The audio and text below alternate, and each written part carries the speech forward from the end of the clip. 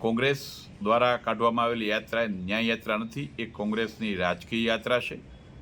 આપે પણ આજે સવારના જોયું કે રાજકોટના અગ્નિકાંડની ઘટના બની ત્યાં શ્રદ્ધાંજલિ સભા રાખી હતી। રાજકોટના 5 લોકો પણ હાજર નહોતા। બહારથી ભાડુઆત લોકો લઈ આવીને એ રાજકોટની અને ગુજરાતની શાંતિ ડોળવાના પ્રયત્નો કોંગ્રેસ કરી રહી છે। કોઈ પણ ઘટના બને, દુર્ઘટના બને, એના હતભાગીઓના ખભે બંદૂક રાખીને કોંગ્રેસ એના રાજકીય એજન્ડા સેટ કરવા માટેના આ મથામણ કરે છે। મારે આજે દુઃખ સાથે કહેવું પડે કે ગુજરાતની કોઈ ઘટના હોય એને આદરણીય રાહુલ ગાંધીને કોંગ્રેસના શીર્ષસ્થ નેતૃત્વ કેવી રીતે ગુજરાતની શાંતિ ડહોળાય, કેવી રીતે ગુજરાતના વિકાસને રૂંધી શકાય, એ પ્રકારના અવારનવાર પ્રયત્નો થઈ રહ્યા છે। હું ગુજરાતની જનતાનો આભાર માનીશ કે ગુજરાતની એ શાણી જનતા બધું જાણે છે, મને વિશ્વાસ છે, ભરોસો છે। અને હું આપના માધ્યમથી કોંગ્રેસના મિત્રોને પણ વિનંતી કરું છું કે રાજકારણની રીતે રાજકારણ કરવું જોઈએ।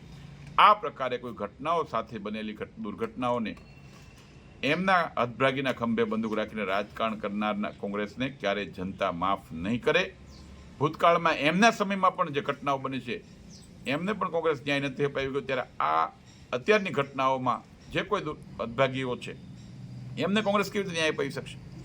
ભારતીય જનતા પાર્ટીની સરકાર પર ગુજરાતની જનતાને અને જે ભોગ બનનાર પરિવારો છે એમને પણ વિશ્વાસ છે, અને હું આપના માધ્યમથી ખાતરી આપીશું કે ન્યાય અમે અપાવશું।